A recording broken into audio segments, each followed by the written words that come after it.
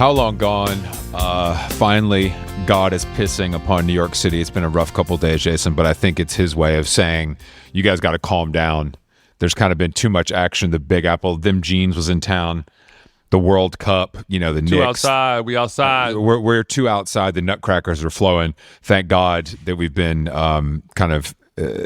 stuck in our houses for at least 24 hours. I think we need it. I didn't know that. Okay, so washing the streets clean of the Knickerbocker filth is what you're hoping for. Jason, unfortunately, I think those stains could be permanent, but we'll see what he can do with his power, capital H. With his power. Yeah, I'm it's nice over here in LA. Going to be a high of 84. Just went for a little dog walk. Passed all my all the summer school students off to their summer school class. Dumbass. I would say it's kind of the opposite. I mean, losers in terms of like the future of their life and adulthood, but back then the coolest kids, of course, were the ones who would have to go to summer school. The slackers, the sluts. Hey! We're never gonna talk badly about sluts on How Long Gone. You know that, Jason. Come on. I was just talking positively about sluts. I was just saying sluts are so awesome, so busy doing great cultural work that they don't. Yeah, they don't have time for whatever they're teaching nowadays. I did some Adam and Steve probably. I did some summer school, not in Glendale, but other place. Yeah, I did some summer school as well. I think only one time, and of course for math, my weakest subject. That's why I only know how to count in increments of 20. If you know what I'm saying.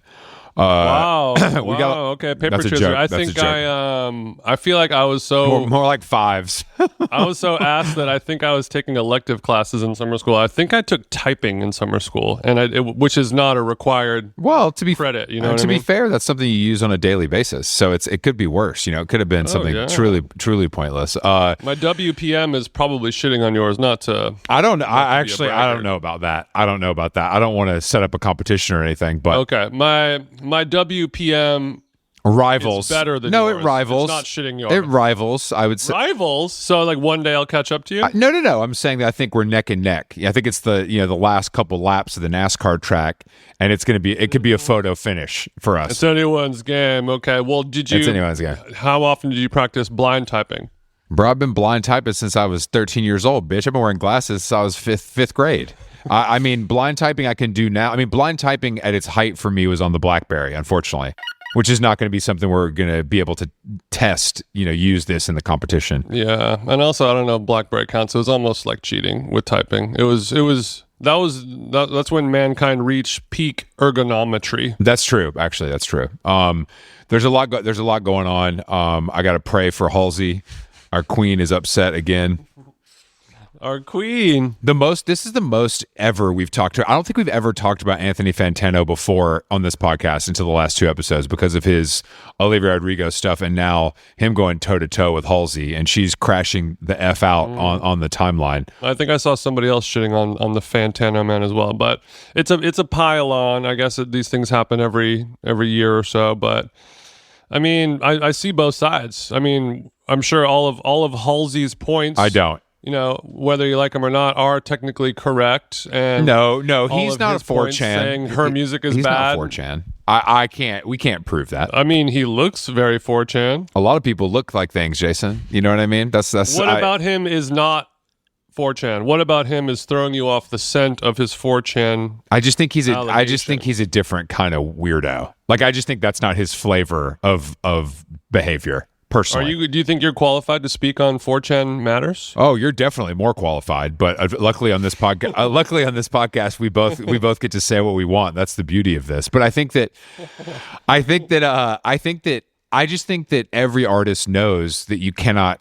It's a fool's errand to go against a critic. Yeah. It's never going to end well for anybody. You're going to look butthurt, whether they're right, wrong, or indifferent. Everybody loses. And to be fair, it's probably just getting Tony more eyeballs is the reality. Yeah, but is Halsey quote unquote arguing with fools? Or are we calling Big Tony, the Ant-Man, a fool? If he seems to be a pretty like. Oh, I'm not saying he's a fool. I'm saying the audience is fools. The audience are fools. Okay. Like I'm saying, like this is the kind of thing where people who like him will agree with him, and people who like her will agree with her, and there's going to be no minds changed. You know what I mean? No sway will be swayed. Yeah, that's my issue with it. It's just like this. Who does this help besides like him? Really, at the end of the day, you know what I mean? Like people that didn't know his name now know his name. I don't know if they're converting, but regardless, awareness is awareness. Yeah. And he, early in his career, he should have changed it to Fanetto, just because Fantano, I don't like saying it. It's not fun to say out loud, rolls off the tongue poorly. My tongue is... And Fanetto, great song from One Chief Keef. That's the number one song in our household, if it's up to not me. Is it? Oh. Does that mean it's time to do all the laundry? That's Chris's motivational song. Where it's no, time it's to not. Do all. No, it is not. My motivational songs are a little less aggressive, I would say, but upbeat in their own right. I think is a fair way to put it. The musical stylings of Don Caballero will get the juices flowing. Don't bring up Don Caballero. Damn, I might put that on. Damn, you might have just put. I'm going to Atlanta this weekend too. I might get my little vintage bag. You know what I'm saying? Get a little cab, a little nice. Open up a nice little '97 cab. Let it breathe for a minute. And my '97 cab, I don't decant it. It's actually on CD, so it's a little harder to kind of get it to open up. You know. More Rodrigo news though. Big Shad interviewed her for Pitchfork, but we're talking about the pictures because I have to say that they're pandering to me in the T-shirt department. And I think that we're getting hyper niche here. I like this. I mean, look, Mark Hundley is one of my favorites. He's a great artist. He's represented by Canada Gallery, legend. But he made those famous Stencil Smith shirts that you've seen for years, and Olivia Rodrigo is wearing one of his shirts, a T-Rex version, in the magazine, in the zine. And I've seen all the Olivia Rodrigo sites being like, they can't find it. You know what I mean? They're trying to find out what that is and give a price to it, and they're failing. They've only looked on Brandy Melville, but exactly, literally still zero results so far. Still zero results found. But the La Tigre shirt, I mean, look, we're eating good out here if you have good taste. But she announced her festival. It's good, and I guess the bummer is the idea. These sort of stenciled shirts. The one that she's wearing, "I was dancing when I was 12," which is a famous lyric. The idea is like, here is a stencil. It looks like it was made with a stencil. I went to a store, I bought stencils, and I made this. And everyone back in the day when this was going on, 70s, 80s, whatever, they would say, great, I'm going to go to the store and buy stencils and make it. And now people are like, why? I'm going to wait until it's on Temu because I don't have the attention span to stencil my own shirt. This one was probably made with... Obviously, we have DIY shorties thriving nowadays, but, by and large. Most of them are making jewelry that's not selling. But yes, in theory, we do have DIY shorties pouring their own candles somewhere in East Williamsburg as we speak. But she announced her festival, which I have to say is... relaunching Lilith Fair, basically. Great programming. It's great. It's A+, and I've seen a lot of arguments. Second only to Golden Voices, Just Like Heaven. Of course. August 22nd in Pasadena. I would say that I've seen a lot of interesting conversations now, though, saying like she has the best taste, but I don't like her music, from adults, which I think is like a very measured and cool response to the whole thing. I think that is like that's like a fair way to assess the situation if you're not interested in the music. It's fair, it's nicer, but it's a thing that people never used to say before, and I think the problem is more people are exposed to her taste in music than her music. Before, you would have to dig deep to find out what Stevie Nicks' musical taste was, or Bikini Kill's musical taste was. You didn't just wake up, sit on the toilet, open your phone, and suddenly she's telling you that Quiet Light and Not for Radio are going to be appearing in Irvine or whatever. You would have to really work for it. So, now you have to work more to listen to the album than to listen to the person talk about the album. No, that's a good point. I mean, I'm just my eyes are glued to Cannes Lion with Spotify announcing all of their new partnerships. So I'm having a hard time paying attention to anything right now, Jason. If Coach launching a partnership with Spotify and I wasn't invited, this is fucking bullshit, dude. I can't. Troy Sivan's there, and I'm not. What the fuck is going on? Is there any justice? Troy Sivan, your face is too symmetrical, and you have ascended too far, and you photograph too well to be attending Cannes Lion. It's a money grab. I think it's always been known that Cannes was for hot people and Cannes Lion is for ugly people. Never the two streams shall cross, but now we're learning that there's more money at Cannes Lion and less money Thank in God. the film industry. So everyone starts sniffing around. Maybe I'm going to go see what's over at the Adobe Illustrator tent. See what's popping over there at the No, bro. I'm at the Figma house tonight. They got Zara Larson at Figma house. Emily Sundberg was able to give me the list, so we're fucking turning up tonight, bro. Yeah, but Zara Larson at the Figma house, at Kappa Gamma Figma house. I saw photos of, bless all of our friends who are out there, but they should have they brought a lot of tech out to Cannes for Cannes Lion. They shouldn't have brought cameras. We don't need to see what these people look like with a flash after two glasses of NA orange I'd wine. be happy to go. My invite must have gotten lost in the mail, but that's okay. I would also be happy to go. I don't think Cannes Lion is ready for... We're not brand safe for Cannes Lion just quite yet. I don't know, man. There's some guys keeping it real out there about brand marketing in 2026 and how it affects all of us. Don't get it fucking twisted. They're spitting fire? They're spitting fire. Our guest is here. Matt Spicer is joining us. He's a director. You might know him from Ingrid Goes West, which was a very popular, ahead of its time film. And there's a new movie called Little Brother, directed by Matt, starring John Cena and enemy of the show, Eric André. I didn't know he was enemy of the show. If he keeps acting... But we're going to dig into that. No, Matt's about to get some lashings for letting Andre do his little suit stunt at the fucking premiere, but we'll get into that. Let's give Matt a call. Matt, welcome to the pod. Let's get you crawling out of this hole that we've buried for you, okay? I want to say, you might be the first guy. Are you sitting in front of your Blu-ray collection right now? I am. I'm a full-on Blu-ray Criterion collector nerd. Dude, I have to say, this is an impressive collection. Bro, that's just the west wall. You haven't even seen the rest of the space. That's a good. Is this? Do you have a dedicated room for your collection? This is like my sanctuary. This is my office. I've got all my posters. I got my vinyl. This is kind of my spot. So you have every Taylor Swift album in every color, and you have all your Blu-rays. This is sick. Walk me through your scent story: candles, incenses, things like that, burning oils. What does it smell like in there? Or have we not thought about the scent space here? No, I've got some Palo Santo in the next room. Okay, a classic. Classic. Okay. In the bathroom? Some diptychs. Okay. Sure. We're keeping it 100. Okay, and I noticed that it appears that your computer screen is the first thing you see when somebody opens that office door. So I didn't think too much about sanctuary, this how is my space. sanctuous. I don't think about other people coming in here. Jason, he's beating the gooning allegations by having the screen face the door. So Matt, you're saying you live alone? Do you live alone? Is that how it works? No, this is like an ADU. So this is in the backyard. Okay, follow-up question. You're in the backyard ADU. Does your view sitting at the desk have a window where you could see an intruder coming from the main house into the backyard? You can hear people coming. We hear their feet hit the deck before they get. So you got enough time to slam the laptop shut before the door flies open.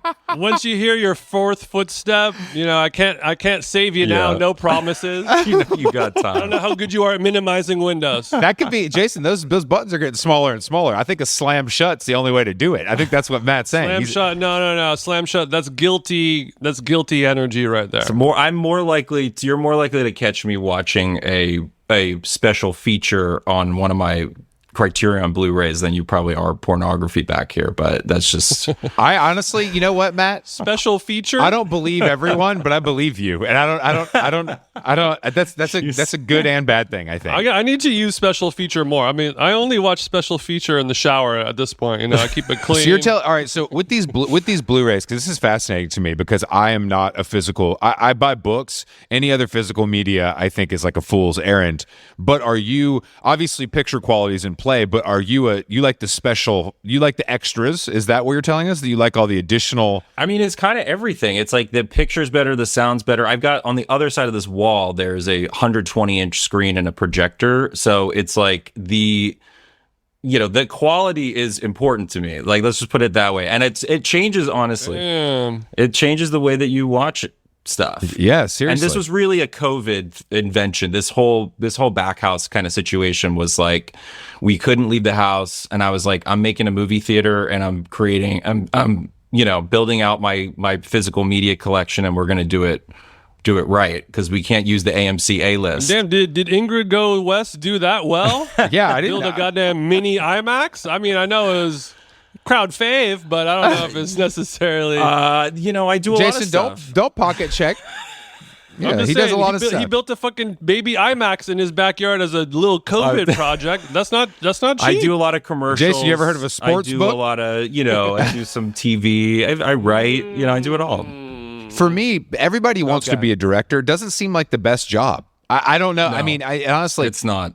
I'm going to assume on this for let's use this new movie as an example. You're making considerably less money than John Cena for doing this, but you're in charge. Considerably less, yeah. But he's the man has a very storied career. He's been doing it for almost 3 decades. Oh no, this is no. This is not a shot at John. No, John, no deal. If Matt can't do it, we'll find somebody else to knock it out. I've got time. Although we're closer in age than I would like to admit, but I guess it's just a fact. It's I think that sometimes being a director to me means being the boss, and sometimes maybe you don't want to be the boss. Is what I'm getting at. No, I love being the boss. Okay. It's the best feeling in the world. No, that's why I was a screenwriter for like 10 years before I directed Ingrid, and writers get treated like shit. You get replaced constantly. You get rewritten. The good ones get paid very, very well, and you can make a good living writing movies that never get made. But there's nothing better. I mean, I made $0 directing Ingrid, and it was one of the best experiences of my life. So it wasn't about the money. It was just sort of like, you've got this giant sandbox and all these people that you get to, that are just there, like, awaiting your orders to make your vision come to life. And it's like you get like a little bit of a power trip over it. When it ends, you're kind of like, shit, I got to go back to normal life. This sucks. This sucks. I can't yell at people and they do what I say anymore. This is trash. Start having a standing weekly dinner with Marty. He's different now. But I mean, just the word director and the word editor used to mean a thing back in the day when we were kids coming up, and now it sort of is a blanket term for everything. And I guess on the creative director side of things, you used to be a creative person, and now that you have achieved the highest level creative director, now you are a manager of creative people. Does it feel like you're just a manager of a movie at the end of the day? I think that's probably the biggest misconception of like directing, because I think people just think that, you're like, you're Stanley Kubrick, and you're like, your vision is just being beamed out onto the screen. And it's really like, it's very mundane, kind of a lot of meetings, a lot of managing people. And you feel like you're almost like the CEO of the movie in some ways, because you're like, all right, we got a budget. We got to make sure that we stay on track. We got to stay on schedule. We got to do all these things. And you have to make something artistic and good, ideally, that's the hardest part of the job, is kind of not sacrificing the quality for. Well, let's not forget about all these big personalities. You know what I mean? That to me is that's the part I think I that wouldn't bother me very much. I think that's like kind of par for the course, but that is something you get to avoid in the writer's room when you're on your fucking 6 bag of gummy worms. You know what I mean? Yeah. Well, honestly, even in the writer's room, I feel like that's even harder in some ways, because writers are like, I think they're, like they could be like texting each other behind your back or kind of snickering, or you know what I mean? Like, I think writers kind of can be the harder true ones to manage in a way. Although I've always wanted to be in a writer's room. I've never had the pleasure of being in a writer's room on like a TV show. That seems like you're usually siloed out in the ADU doing your thing solo dolo. Well, I usually write actually with a writing partner. I hate writing alone. It's like I tried it one time. Wow. And I was like, never again. This is terrible. You didn't like what you saw in the mirror when those... No. Facing the blank page. Just me and my demons and the pad? Imagine podcasting alone. It's just much better to do it with a partner, Don't tie it all together with a bow like that, man. It's too good. Two or three of the podcasting greats are solo artists. Jason and I talk about this all the time. Bill Burr, Tim Dillon, and I mean, technically Mark Maron. I mean, they all have producers and shit, but they're like on the mic alone. You know. Look, I respect the Mark Marons and the Tarantinos who can just sit in a room and just create these worlds by themselves. Like I've tried it and it's not fun, and I don't think I'm good at that. I think I'm much better bouncing off of other people's energy, which is why part of the reason why I like being on set is like that's all it is you're people coming up to you with problems, or you're reacting to what other people are giving you, good or bad, and you gotta. I don't want to see you on day 29 of a 30-day shoot when sweet greens out of kale. I'll tell you that. No, there's a lot of sad eating situations on sets. It's just like huddled in a corner, just like literally just shoveling food. Now, do you now when you're all right? Let's say you're making this movie, you putting on weight, you losing weight from stress. What's the outcome? Sadly, I'm putting on weight. I have to say, I was in like the best shape of my life going into making this movie, and I moved to New York. We shot in New Jersey, New York, and I moved to Tribeca, and I was like, I got the gym membership. I was like, I'm going to do it. I'm going to stick to the schedule. And I'm not kidding, within 1 week, I was like, this isn't going to happen. And I just let it rip. I was like, you know what, just who cares? I'll just do whatever I need to do to get through it. And I sadly I've not bounced back. And now, you know, we're about to have a kid in a month. And I'm like, I don't know if I'm ever going to, get back on the horse. Look, Matt, I don't want to get dark here, but you got to lock in, bro. This is your month right now. We got to start new habits. We have to start new habits right now. Yeah, the old Matt's your workout plan was who cares? So now that we're 30 days away, we're gonna have to care. Guys, help me. I need motivation. Like, what should I do? Well, the Where problem do I start? was you thought you were gonna do Chris Black's New York. I'm gonna move to Tribeca and join 7 gyms, and then you're like, oh yeah, literally, I forgot I have to make a John Cena film in New Jersey every day. Maybe. And then, you know, maybe I'll Frenchet for dinner again, and the 4th glass of white burgundy, and now the 5:45 trainer. We're getting a cancellation. Yeah, we're getting a cancellation. It was and the studio's not paying for it. They're paying for Cena. They ain't paying for you. 100%. There's no meal plan. You're blowing through diaper money. It's funny, Jason, because I'm nearing the end of this Jay McInerney book, See You on the Other Side, and he's like such a wine guy, and he really inserts his knowledge into the book in a way that feels like you're learning something. And I like, you know, like, you know, just you could tell when an author or writer is very interested in something in their personal lives. It doesn't feel like sometimes you're doing your research, but this feels very obviously knowing that about him is one thing, but you feel it when you're reading it. Matt, are you able to, what are your interests that you can shoehorn into something? You know what I mean? Do you have anything that you've been able to work in? Well, first, really quick, I want to know, I think Chris was, sorry to interrupt, Matt, I think Chris was sort of dropping a little bait that maybe he wants us to test his wine knowledge. I think he's picked No. I said white burgundy, and he's like, actually, no, because I was literally I read right before I was reading. When I read Kitchen Confidential, I was like, damn, this Bourdain guy knows about food. Shit, he keeps talking, keeps going long on oysters. Okay, sorry, go ahead. Yeah, what can you shoehorn? Like, what are you can't shoehorn Blu-ray into a movie. That's already a movie. So what are we doing? No. I think I see myself as kind of a failed musician, honestly, who became a filmmaker. You know, like, I love music growing up. I see both of you guys as failed musicians as well. So. Cycle completed.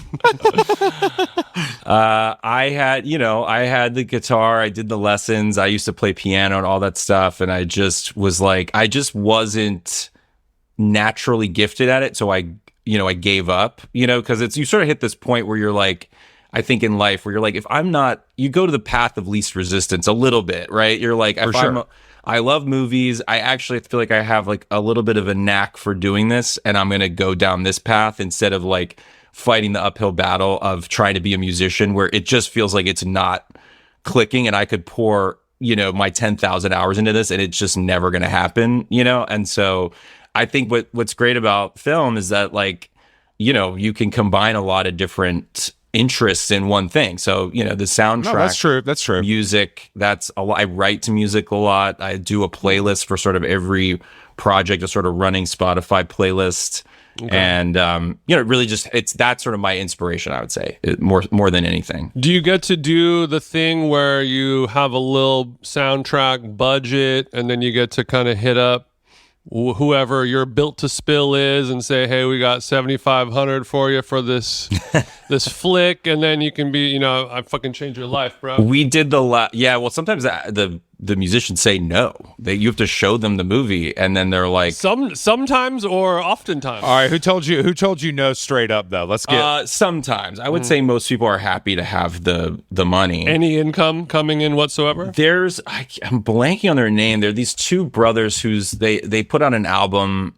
It was came out years later on Light in the Attic. Chris, maybe you know about it. It's the cover's blue, and it's got these two guys who are in white jumpsuits, and they're back to back playing guitar, and they're brothers. Do you know this album that I'm talking about? No. I'll look this up. They had a song called Baby that I think went really... Yeah, Donnie and Joe Emerson. Actually, Donnie and Joe Emerson. That's it. I love that they didn't pretend to come up with a band name. They're just you know what? We're not even going to go Emerson Brothers. We're going to go Donnie and Joe.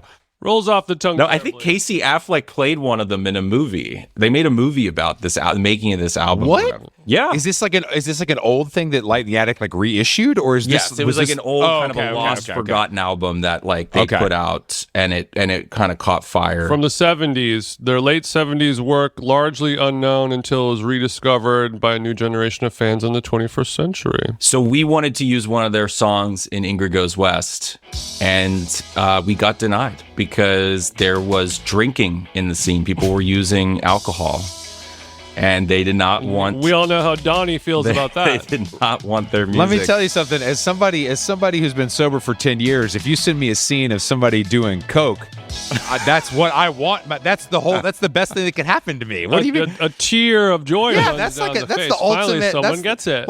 I'm sorry, guys. I don't know if they're still with us or not, but that's loser behavior. I have to say, you can't. Look, we were disappointed. It was a great song. I don't remember which. I have to look up which song it was, but they denied us. But yeah, I think that's fuck you, Donnie. Usually, a lot of times you get denied because they ask for too much money, and sometimes, of course, you just can't. You're we can't swing it. Mm-hmm. But with Ingrid Goes West, they know there's only. If you have a brain, you realize there's only so much money for something like this. Totally, you know what I mean? Yeah, we're literally going to be can you give us this for free? And then they say, no, we want 5K. And then you're like, all right, we can make it work. But Ingrid actually was interesting because I was so crazy about the soundtrack for that movie, and it was a super indie movie. And we went to Sundance, and we did what you're not supposed to do, which is we did festival rights for the song. So when you do festival rights, it's basically you pay a little bit. You can use it for this one time. Yes, in this context, but you can't release the movie with this. You have to pay us more money if you want to actually release the movie. Once we get picked up by A24. Yeah, exactly. We're just banking on somebody. And I think the music budget ended up being $250,000 or something.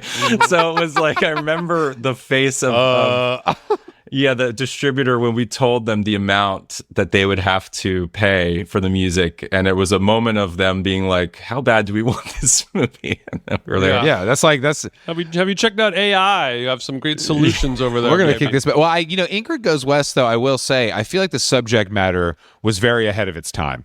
I feel I feel like it was really that sort of thing has become. Who even goes west nowadays, right? Exactly. It's mostly east. But I think I really do think influencer culture and that obsession. I think it was peaking in some ways, but now that is that concept is such a. I don't. My mom would get it now. You know what I mean? Whereas 2017, maybe not. Well, that's. We were, even while we were writing it, we were there was kind of this urgency of making the movie, because we're is this going to be a flash in the pan kind of thing that in 2 years nobody's going to care about or not. And so we didn't really know. So there was this urgency of we got to make this movie. We got to make this movie now. And it's really gratifying that 10 years later, people are still still discovering it. So it's had a life beyond the initial splash zone. Totally. If any, it's grown, we were we came out the same time as Good Time, the same weekend, and it was it's tough. We actually did about the same amount of money, but it was sort of it felt like that movie made the bigger splash at the time. But over time, I think it was sort of like a snowball rolling down the hill that like it was like up to a year, 2 years later, people were still finding it as Aubrey kind of got more famous and Lizzie and everybody in that movie kind of popped off. O'Shea Jackson. O'Shea, yeah. He's grown so much in The 10 best. years. He was bubbling. He was bubbling. 2017 O'Shea, only the real heads knew. That was real heads only. Los Angeles residents only knew O'Shea from the clubs. Yay. Okay, well that's cool. I mean, so it's almost like we got to rush to put this film out that's about influencer culture. It's happening right now, and then 10 years later, maybe almost a little too early, a little too ahead of the curve, because there's no end in sight for the influencer culture. I mean, all we have rising. is influencer culture now, it feels I like. mean, we change it to creator culture. Right. Dude, I swear to God, Even more vague. the word creator has taken on a new. Thanks to our friends at Cannes Lion, Jason. It's really Well, what's worse? Creator or founder? What's worse? What gets your goat a little bit more? well. Founder is more definitive, I would say.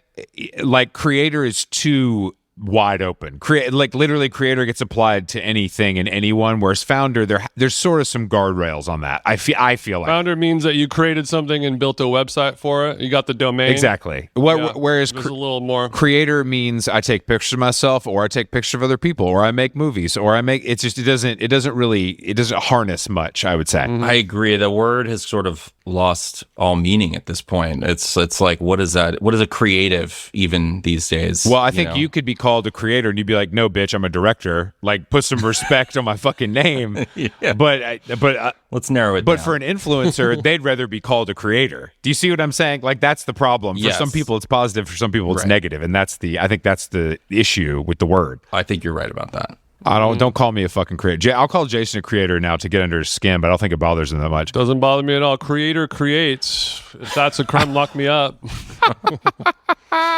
Okay, let's talk. Thank you for blessing my Netflix inbox with an early viewing feature, so I could watch your film with my email address stamped across it. I want to give a quick shout out to Netflix, and this is completely earnest.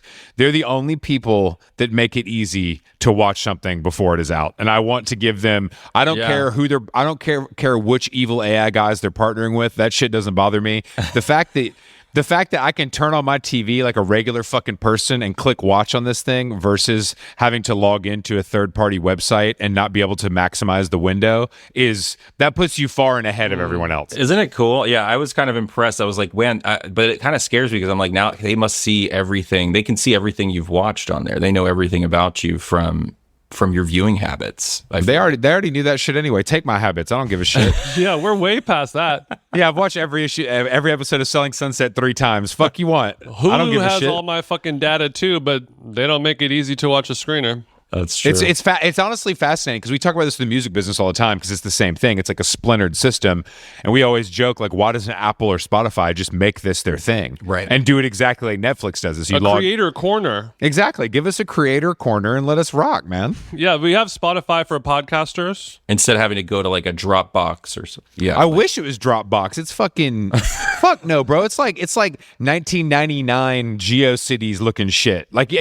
well, the real issue You is gotta you can't download a new app and login system. Yeah. for it. Well, what I was going to say is the real issue is that you can't really easily listen to things on your phone, which I think is where most people, especially if it's a new record you really like, that's where you want to like take it with you. Yeah, put it out on vinyl or put it on Spotify. Well, when you're watching YouTube and you click into another window, Or just like I can't, like, I have to get YouTube Premium to like listen to something, and with my phone in my pocket, I'm like, I don't want the video to be playing like while my phone's in my pocket. This makes no sense. Yeah, and more people listen to music on YouTube than every streaming platform combined times. what do you 10, think, yet Matt? What do you think your it's still the monthly? worst. What if we stuck you in Rocket Money? How bad do you think your subs are looking right now with all this content?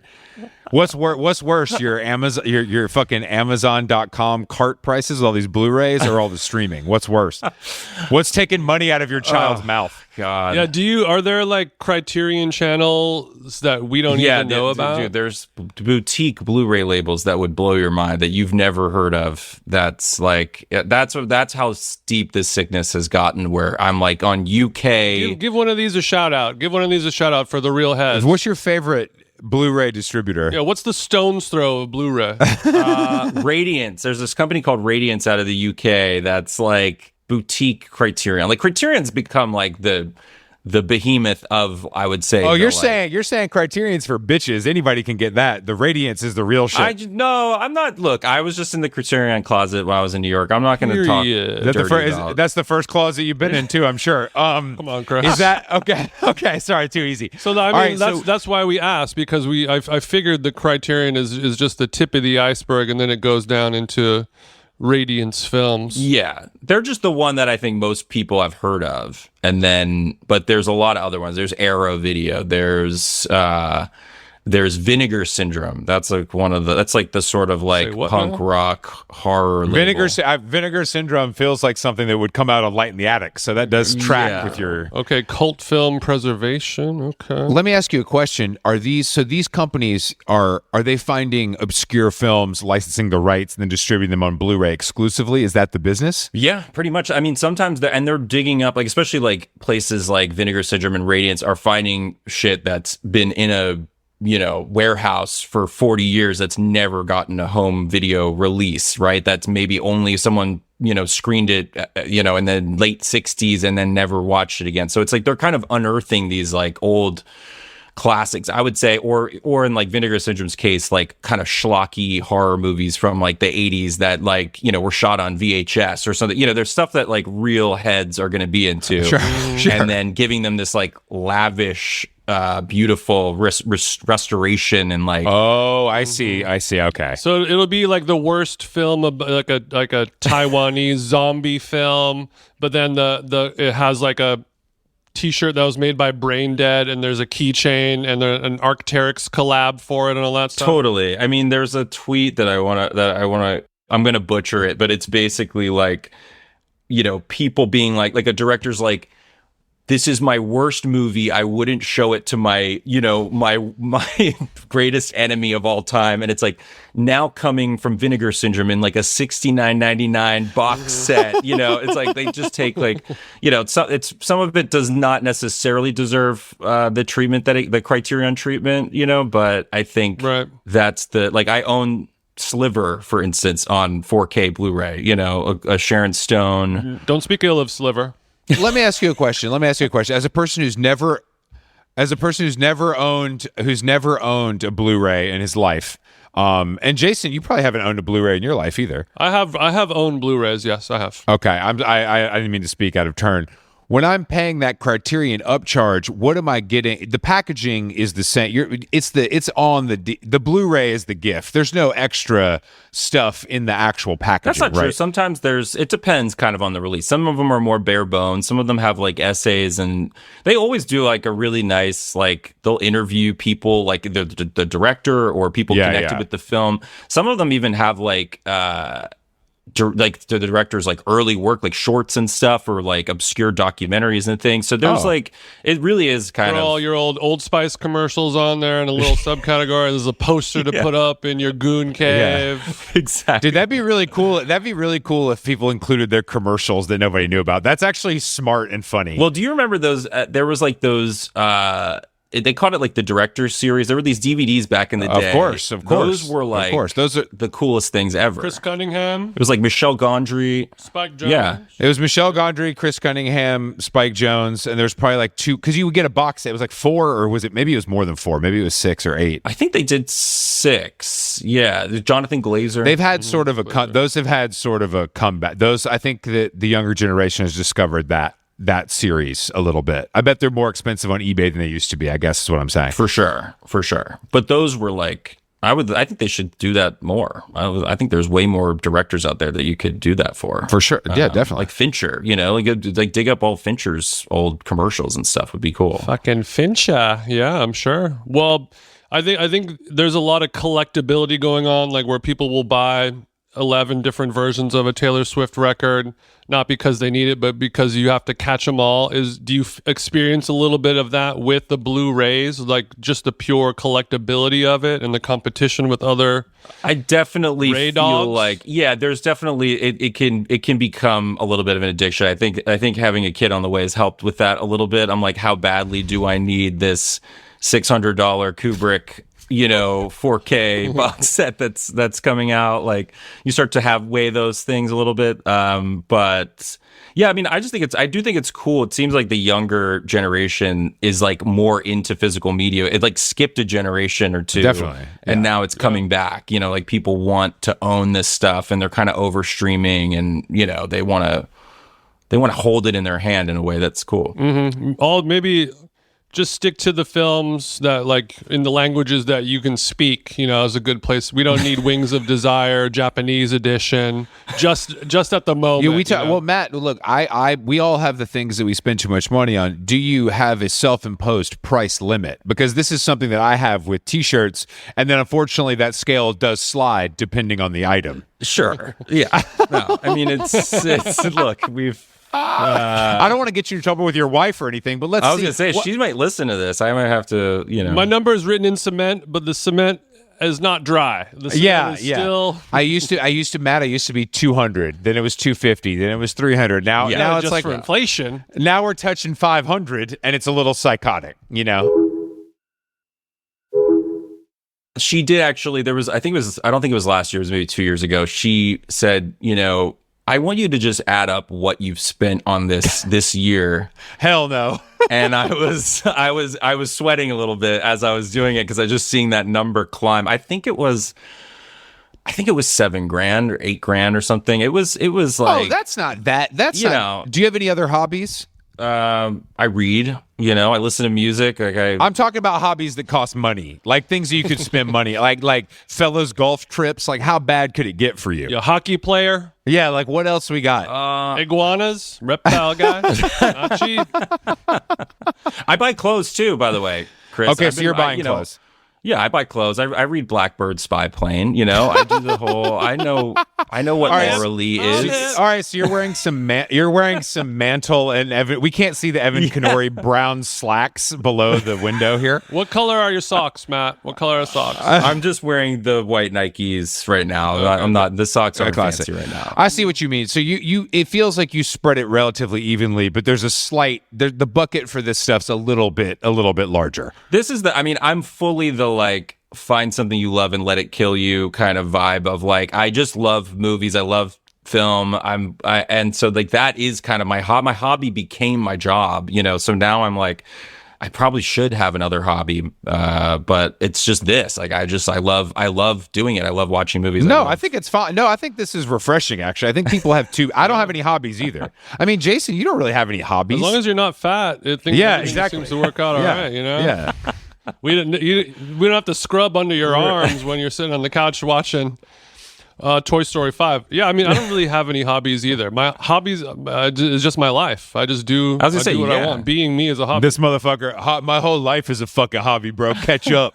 I mean, I think that Jason, you're pretty handy though. I know that's not a hobby, but that's like a virtue that I think of. Yeah, you love cooking. When I think of you, I'm cooking. I'm fixing. I'm cleaning. I'm reorganizing a garage. All shit like that. Matt, are you a wife guy? Power spraying. Are you a wife guy or are you able to operate on your own? Jason's not. I'm a wife guy. We're pretty independent though. I mean, she's like all last year she was in Chicago shooting The Bear and her other show that she does there, and I was in New York living at the Bowery Hotel like fucking working on this movie. Hell yeah. Matt said nuts out, baby. Shit, you were living. Okay, hold the fuck on. She's in a 2-bedroom in Chicago, dead of winter, and your ass is ordering another Pomodoro from the Bowery room service? Look, wasn't. She's the one. Let's do this again. Hold on, bro. She's the on camera. You're behind it. This is fucked up. Matt said he did commercials, all right? That's all we need to hear. When she told me that the pregnancy test was positive, she was like, you better get your ass over here. Mm-hmm. Like she's like and so basically like every weekend I was flying to Chicago like bro, that whole time. That'll take the wind out of a brother's sails right there. It's like every Friday through Sunday every week. That New York is awesome, right? Not every weekend, but almost every weekend. No, of course that's right. What is now this being her place of business? What is your relationship to Chicago? Because I found myself coming around on it over the years. I would hope the same for you. I loved it. I mean, the winters are tough. Like as advertised, they are brutal and cold, and walking your dog in negative 20-degree wind chill like weather is like there's no coat and hat that can protect you from that. No. Like it just seeps into your bones. Yeah, it's serious. You're right. It's serious. The city's cool. Like there's a lot of great restaurants. We met great people, and like anytime we would party with like the Bear guys, like it was just like that. They just own that city in a way that is crazy. Like they can walk into anywhere and get a table, and it's like, so I'm like, my wife is kind of like a Chicago celebrity in that like she knows all the restaurateurs now and like could get a table anywhere just be by Chicago celebrity. Is that a word that existed before 5 seconds ago? I wish I could have coined that, but that's that feels like Maddie Matheson. No, that flows off the tongue. That honestly flows like really Rappa Twista came up with something like that. That flows really nicely. Actually, that does flow really nicely. Chicago. I like the food too. It's just all fat boy. Like, I mean, I know you can go outside of those bounds, of course, but like I would say most options, you know what I mean? That's kind of what it's leaning towards. It's a waning stereotype, but it's still there. You need the extra meat on the bone to survive the winter, though, is the thing. Like, there's a very practical reason for that, I think. That's true. Shit. That's just seeped into the culture. They're like if Vikings got fat in Chicago. No, but that is a good point. I mean, like, it's the same thing with Montreal. Like, the food is heavy as fuck, and it's the same. The weather is the same. Yeah. It's the similar situation as far as weather goes. Yeah, we have to drink mugs of goose fat just to stay alive. Have you ever been there in the summer, though? Yeah, we went 3 times in 1 month last summer, actually, for different stuff, and it was beautiful. The weather was great. The weather's great, and people are like tasty waves. People are really fit there, actually. Like people jog around the river or around the lake, and they're like laying on the hot concrete, like on their lunch break. You'll see guys like take off their suits and just like lay on the burning hot concrete, like by the concrete beaches of Chicago they've had a moment. They've had a moment lately on Twitter where people are like, "Are y'all for real?" And they're like, "Yeah, bitch, we're for real. This is what we got. Like, what the fuck do you want?" I mean, every summer there's the great Chicago beach meme, and it's just Chicago MF be like quote unquote beach day, and it's like 2 people playing in like a storm drain. Totally. Well, that's the thing. You see it on Instagram, and then you go see it in real life, and you're like, "Oh, this is real. This isn't just like a stupid meme." No, it is. I mean, it's cool. I love to walk along that path. Yeah. Have a little edible, put a little iced coffee in the hand, and you're just cruising down, and you're like, I guess this is a beach day in the same way that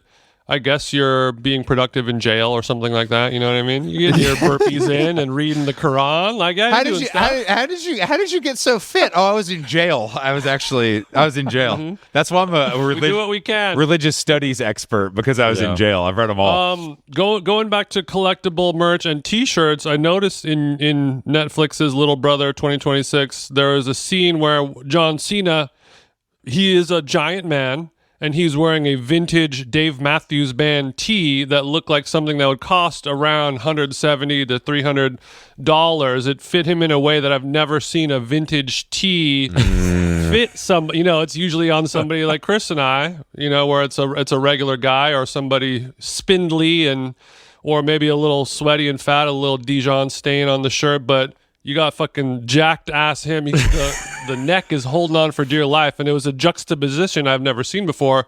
Are you a Dave Matthews head? I certainly was back in the day, but I think I'm so glad that you picked up on that, because there were so many conversations about, like, we had to get that shirt cleared.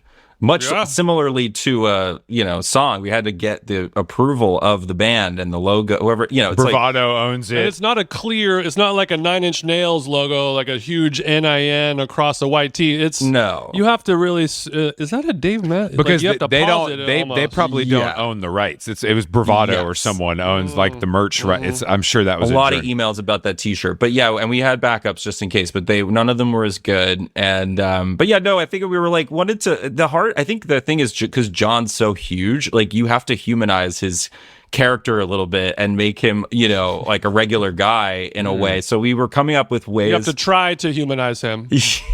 Yeah, we were like, look, he's a guy who loves Dave Matthews Band. Like, that's his vibe. That's Rudd's vibe. He's just a 300-pound, 0% body fat, 100 millionaire in Manhattan who loves Dave Matthews Band.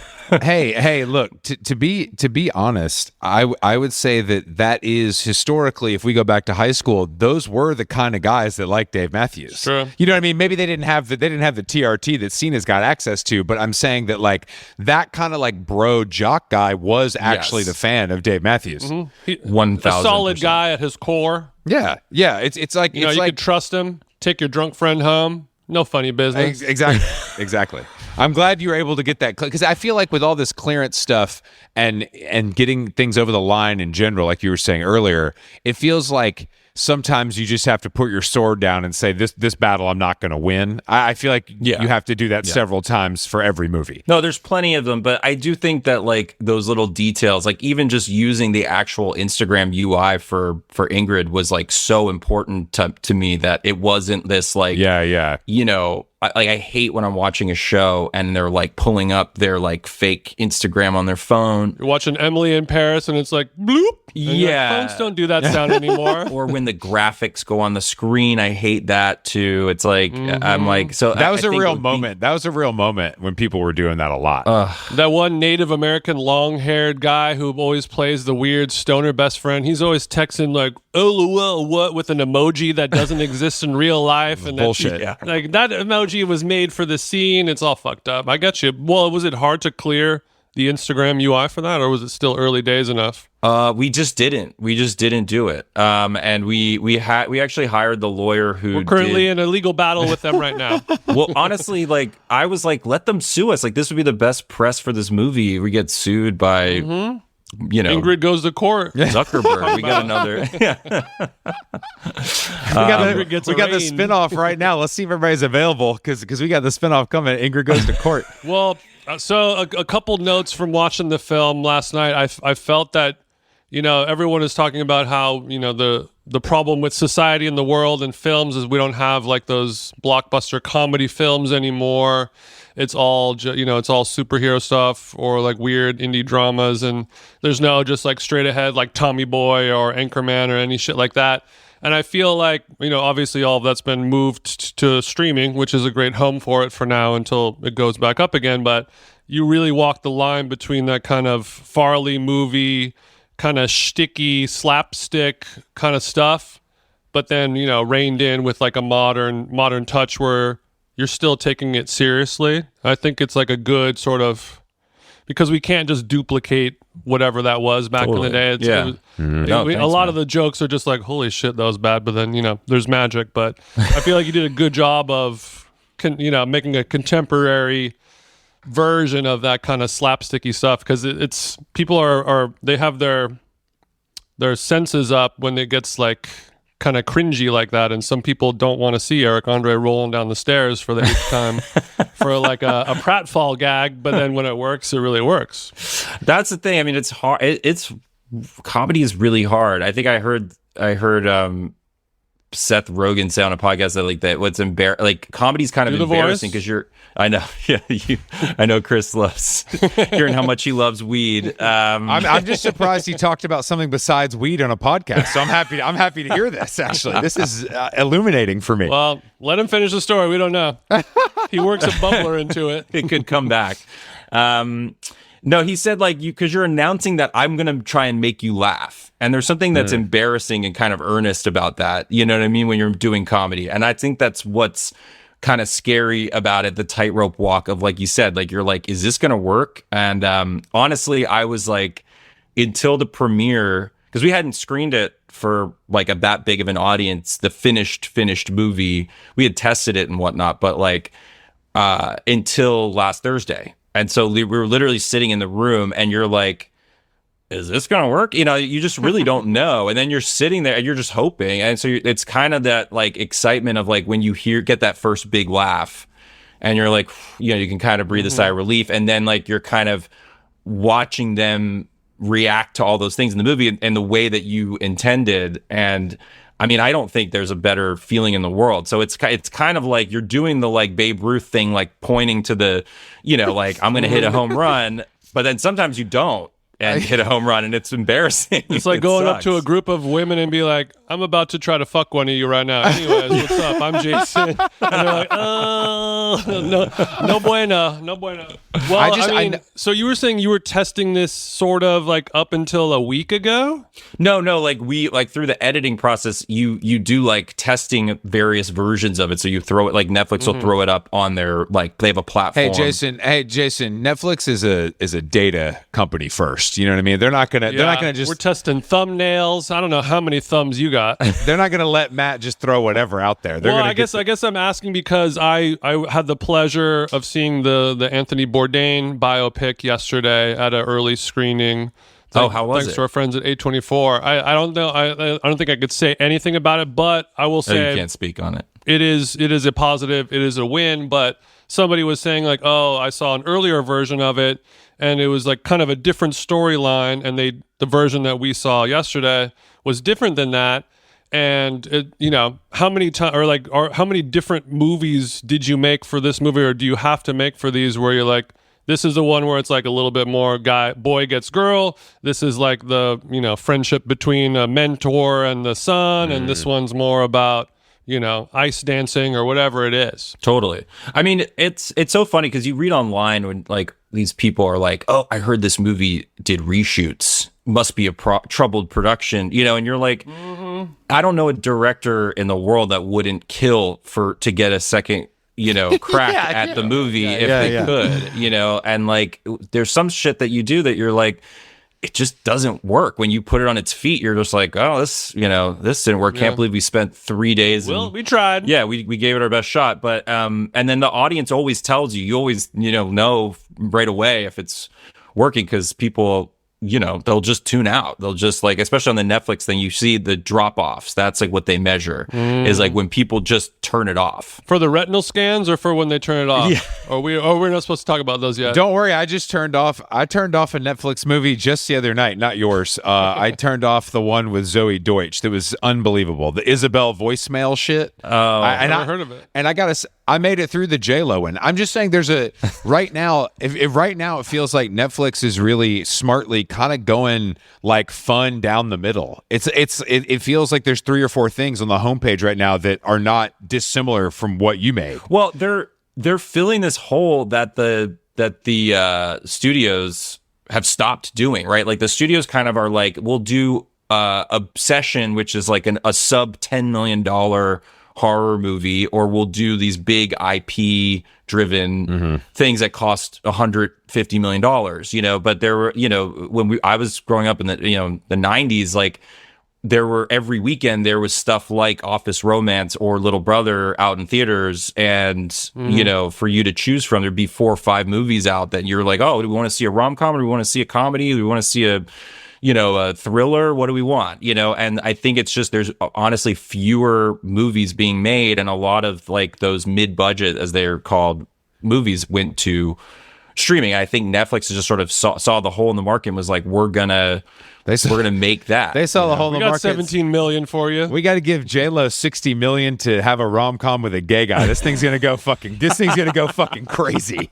But do you think that because there's fewer and fewer of these types of films being made, do you think like not shooting itself in the foot, but like where you have to cram in a little bit of too much of everything into each one? Like if Caddyshack had to also have like a black friend and a gay friend and this, and there's a guy in a wheelchair, and now we're dealing with this, do you think it's better or worse that we sort of have to, every film has to check all those boxes? I know it's a little bit of a treacherous queue. No. I mean, I'll just say from my experience, like we didn't get, like I heard all the stories, and I was a little nervous about doing a movie with them, where I was like, okay, I've heard that, are they going to make me say the name of the movie 3 times within the first minute, or I don't have any explosions in my film. I don't know how we're gonna make one happen in the first 80 seconds. But I think honestly, in my experience, they have so many things that they're working on. I think that they just want stuff that works and that is good. And I think that they're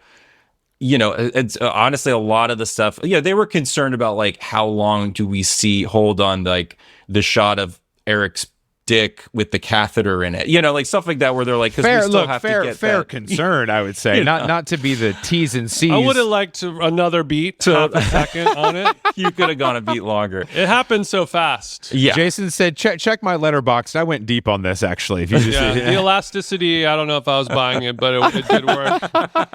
Well, I guess that question sort of reminds me of when I was watching the film last night.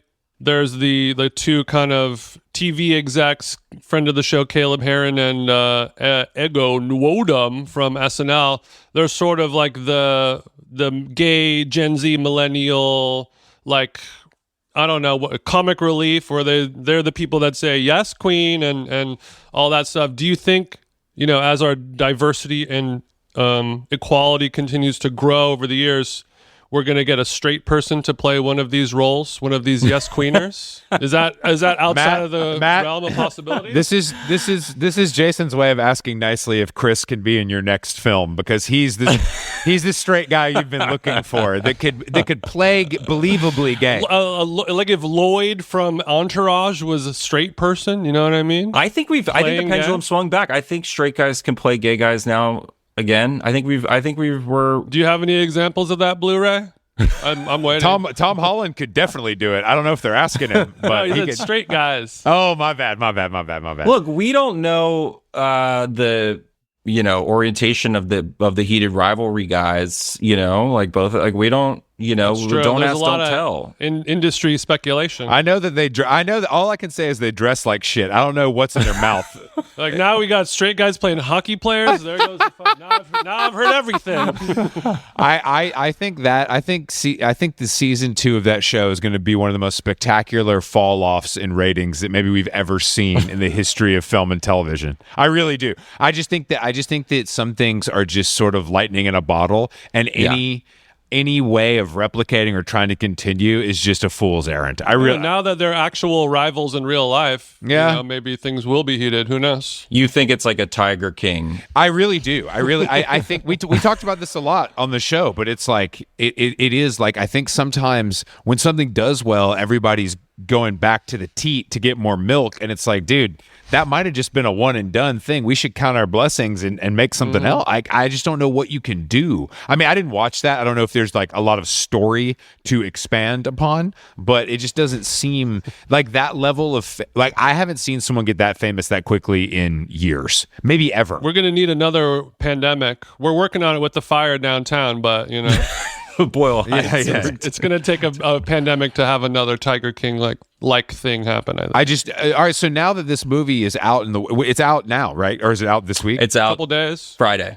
Yeah. Let me ask you a question that always fascinates me. All right, from the inception of this, when you got the call about this till Friday, what is the timeline? Like, how long did it take? Really fast, honestly. For a movie, I got the script in December of 2024. Oh yeah. I got the job, in March of 2025, and I was prepping the movie in May of 2025. Wow. We shot last summer, and now it's out. Like, that's crazy. That's a crazy quick turnaround. Yeah, that's really fast. That's really fast. And I think a lot of that is because of Netflix. They can just put something out, like that. Once you deliver them the movie, they're just like, they got to upload it to the server. It's like, the marketing that Netflix has to do is put the film on their front page, and that's the greatest thing they could do. They did spend a lot of time talking about that strategy, but we did get some billboards. More so than billboards. Yeah, their strategy is with the billboards, because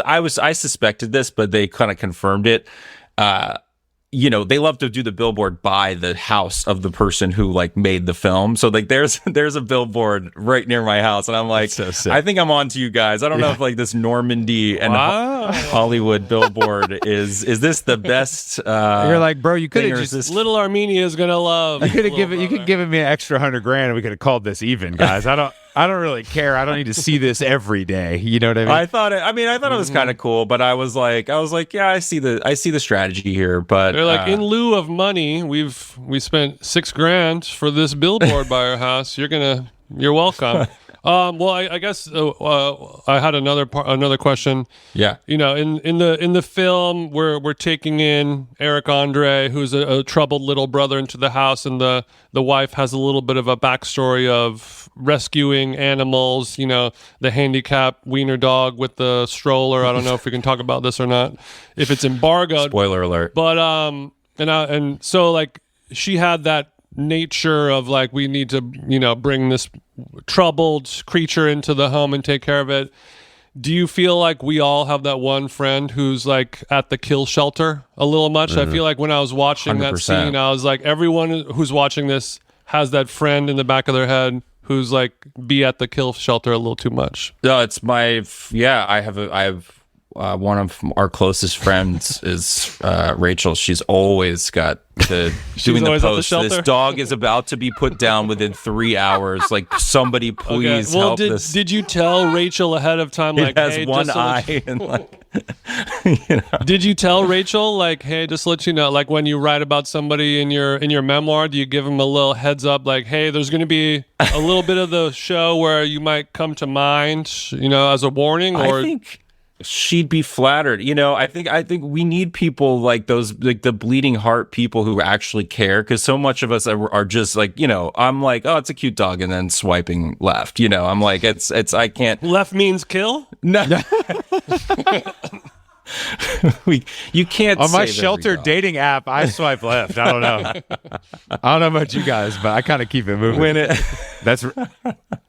That is such a California, that whole, I mean, it exists in New York, obviously, but that culture is so California to me. Mm-hmm. Like that, like. New Yorkers don't have the time to rescue. I think New Yorkers have a problem with dogs right now. Do you not agree, Chris? Like, after being there for a year, I was like, I feel like everybody's got a dog in New York, and there's dog shit everywhere in a way that LA was like that. Matt, I've been on the front lines of this fight for a decade. I don't understand it. Unfortunately, I've been getting a lot of cute dogs on my reels lately, and now I'm noticing, like, I see all these cute dogs. Why don't I see them when I only see little mutts? Like, what the fuck? There's a difference between the marketing and the reality. I'm like, I see all this bunch of 2s and 4s. Like, where's the Italian greyhounds? Yeah. Where's my big old? Yeah, I want the golden doodle that just got groomed. I don't want these fucking mutts you got from fucking the shelter. It's not the same. I mean, I love dogs, but I don't think they need to be in Maru Coffee. You know what I mean? Like, I don't think they need to be in the restaurant or in the supermarket with us. There was Jason, remember we were eating in an unnamed restaurant that we love, and there was a dog, I swear to God, the size of Jason's right leg, sitting under a table staring at us the whole time. And I was just like, and the owners literally, and they kept having to calm him down the whole. I'm like, if you're gonna bring a dog of that size into a restaurant, it better be docile or on dog Xan. Like, there's got to be, you can't, or it better be military trained. Yeah, like it has to bring something to like you like the server. I remember the server's walking by and being like, oh, can you tell your 80-pound dog to move so I can give you the food that you ordered? And they don't know what's going on, but that dog needs to be able to do backflips, shaking hands. You know what I mean? You can get into the kitchen and start rolling out pizzas. I want that dog to be able to disarm an intruder. You know what I mean? If you're gonna, like, you better be able to jump which up wire to cut on the bomb. Exactly. Yeah. I want that motherfucker jumping up, taking the 9 out of the holster. You know what I mean? I don't want this shit. If your dog is quote unquote a certified, it went to the school, it has the vest, it's not a stolen valor, wearing the fatigues. Ordered off Amazon. Yeah. Service dog medallion. Yeah. Yeah, the fake service dog medallion can't service nothing. Get out of here. You got to be able to prove it. Jesus Christ. All right. Thank you, Matt, for joining us on How Long Gone. It's a pleasure. Little Brother, you can stream on Netflix on Friday. Ingrid Goes West, I'm sure, is available everywhere. See it if you haven't. Available on Delta. Yeah, and congratulations, bro. I know this is a big hump to get over, so happy for you. Thank you, guys. And also, congratulations on your child being born next month. Thank you, sir. July 23rd. Don't sound too excited. July 23rd in stores everywhere. July 23rd. It's all over after that. In bassinets, everywhere. Yeah. Mm-hmm. All right. We appreciate it, man. Thanks again. Thank you. We'll see you soon. It's crazy.